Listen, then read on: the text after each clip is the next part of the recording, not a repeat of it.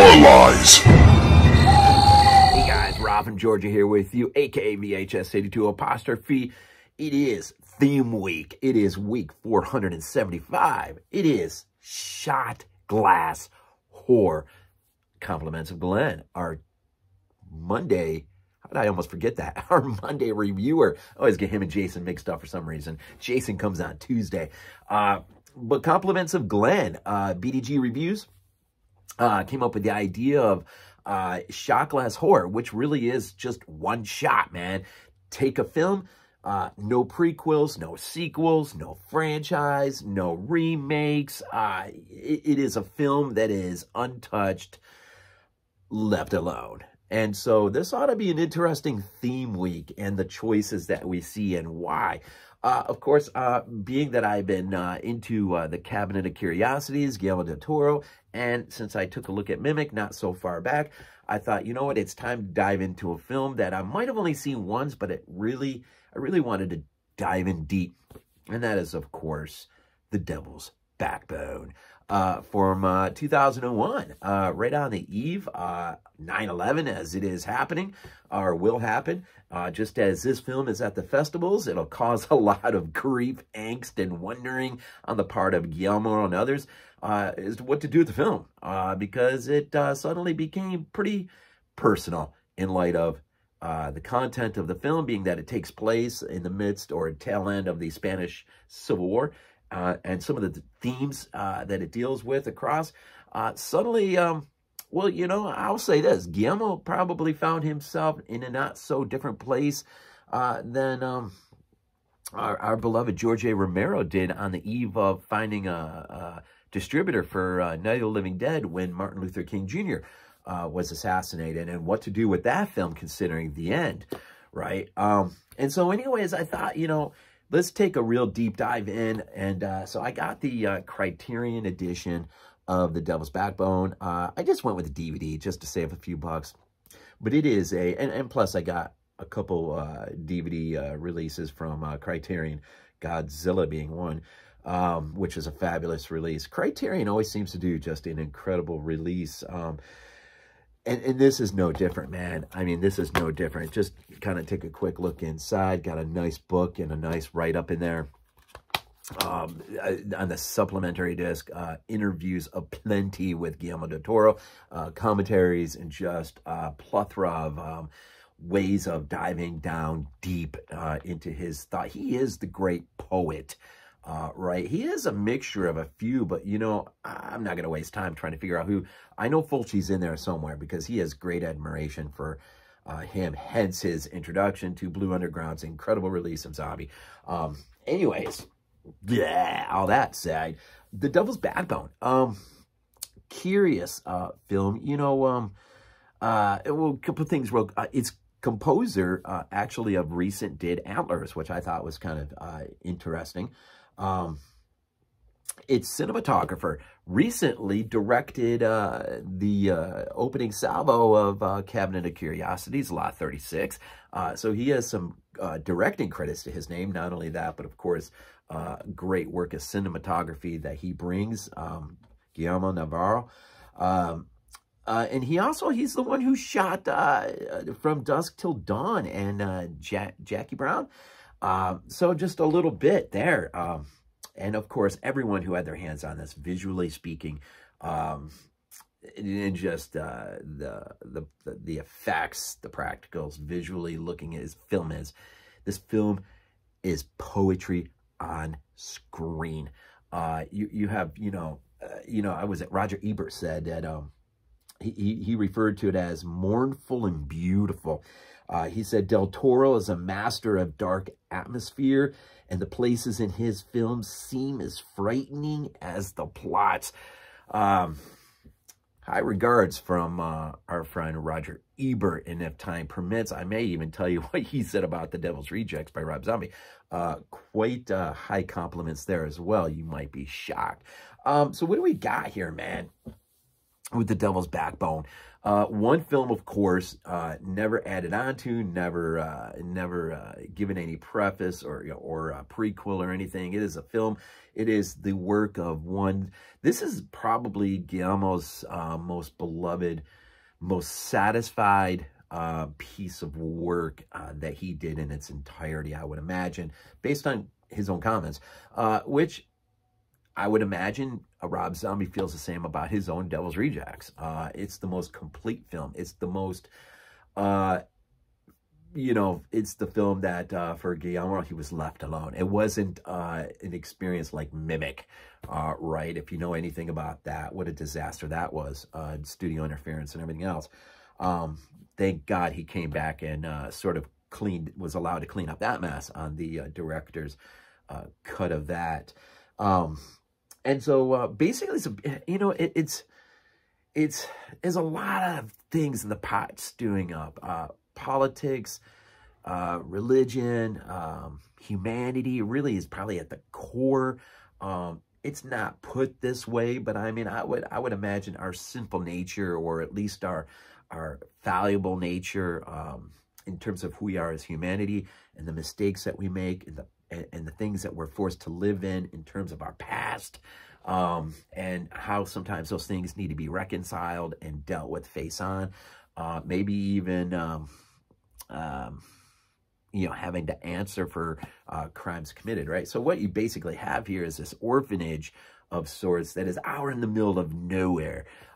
This is the tail end of the Spanish Civil War. Of course, this was filmed in Spain. I'm almost sure it was filmed in Spain. And basically, Del Toro philosophizes a bit on the Spanish Civil War, but in terms of being contained within the walls of this orphanage, or just outside its exteriors, through its characters, who all represent some piece of this absolutely terrible conflict, being the loyalists on one side, and of course the fascists on the other. And of course, we all know, or you may not, Franco, of course, the young general who quickly comes up. And by the way, on this Criterion, there's a really nifty little short documentary by a historian who of the Spanish Civil War, who comments at some length in terms of the nature of the film and how it works as a fantasy within the scope of this this historical event. And so, you've got basically at its heart, it's a ghost story, right? It is a ghost story. Santi is a young boy who has met a tragic end. We're not sure. We're given clues in terms of what might have happened to him.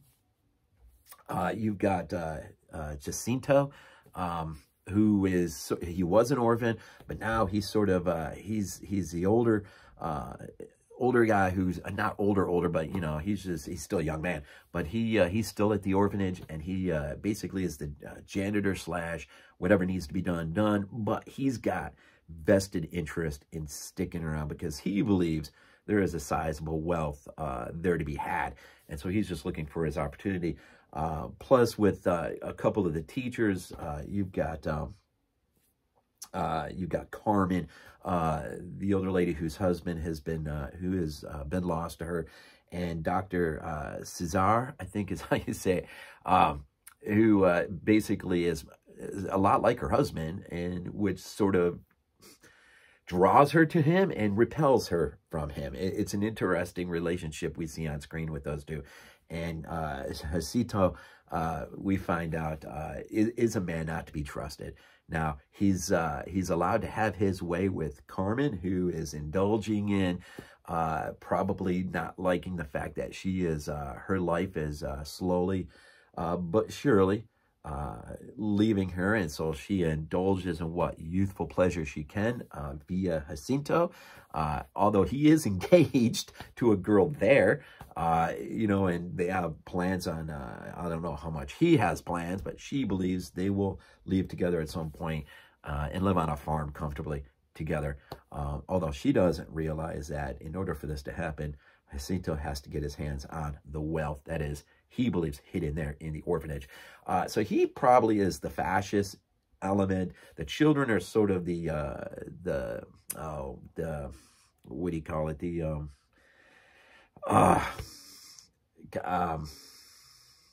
know, they're sort of the ones that are sort of those who are damaged by this conflict. Of course, children are always damaged by war, right?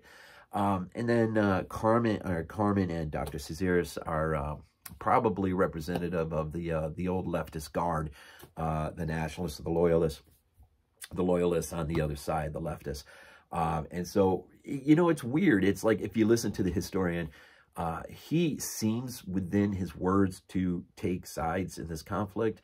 But if you watch as an artist and poet, Del Toro paints with a color palette that seems to suggest a question of, are there really any sides in this? This is a tragedy of epic proportions. And if you don't know, for about 40 years after this conflict is decided by Franco and his military forces, he will become virtual dictator of this country. And it's not until he finally passes on in the 70s that we see the likes of Osorio come out from underneath and produce Tombs of the Blind Dead. And we'll start seeing, you know, just the plethora of films and reflection of many artists who will begin to look back at what was a very long time of imprisonment underneath that fascist regime. And so, you know, but at the heart of the ghost story, though, of course, Carlos is a boy who basically gets dumped here. His father has been killed on the front line, although he doesn't know that yet. And so those who have had sort of stewardship over him, they drop him off at this orphanage. It's a place for pretty much kids who have lost parents and whatnot in this war. And he's given Santi's bed. And so, of course, the ghost will make appearances. Carlos will be intrigued, although, of course, frightened. Sort of a nice juxtaposition between the two. And eventually he will realize that Santi holds not only relevant information to his own death, but those who caused his death, and how Carlos might, in effect, help resolve this conflict, or this sort of what's driving Santi forward in his inability to rest. All right, inability to rest. And so in all of this, I mean, you're heading towards a really incredible climax.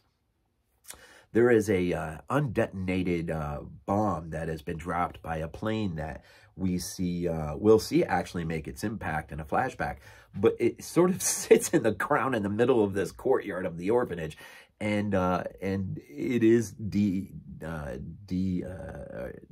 or whatever, defused, and yet the bomb remains a metaphor not only for the war that has been and the time that lies ahead for those under Franco's regime, but the bomb in its own way will detonate in the end in a sort of cacophony of violence. And even though the bomb physically may not detonate, oh, it does detonate. And then we will have resolution. And because, I mean, Del Toro is a master when he is left to himself. And that is why I'm so looking forward to At the Mountains of Madness. When and if, I hope, things work out between him and Netflix, and he is able to do this multi-pronged series, and he's left alone, we may see, like The Devil's Backbone, we may see another absolute tremendous effort by this director, whom I really have a deepening respect and love and admiration for. That is Guillermo del Toro. Conchita is another character in here. She plays the fiance. Jaime, I can't remember how some of these names are pronounced.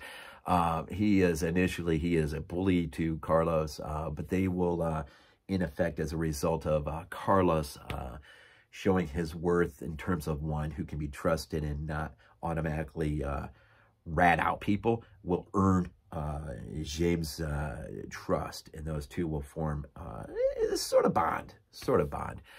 So this is really just, it is really at its heart probably humanity that's been just ripped asunder by war and conflict.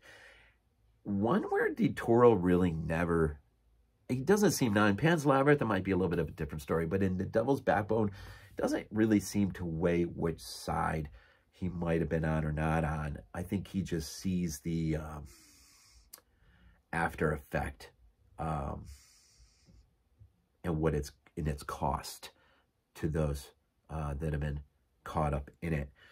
So it is a fascinating movie. I highly, there goes my thing. I highly suggest you pick this up from Criterion. If you don't have it, it is pretty cheap. I can't remember how much I paid for it. But for what you get, man, it is worth every stinking penny, especially if you're a fan of Del Toro. So anyways, here at Shot Glass Horror, thank God, unless Del Toro himself were the one, I guess. But, you know, thank God this has been left alone, untouched, unmired. No prequels, no sequels, no franchises, nothing like that. It is what it is. It is a beautiful artistic expression of one's own horror at a horrifying situation, which is the Spanish Civil War, which we also, in his companion piece to this Pan's Labyrinth, saw there as well, but from a uniquely different perspective. Anyways, interesting stuff, right? December lies ahead and all that it contains, and it ought to be fun and great November. Thank you for the support. Thank you for all that you guys bring each and every single day by just watching our videos, man. Thank you. I appreciate it. We all appreciate it here at BodyBags. If it wasn't for you, well, wow. As always, we end these things off with Go Bills.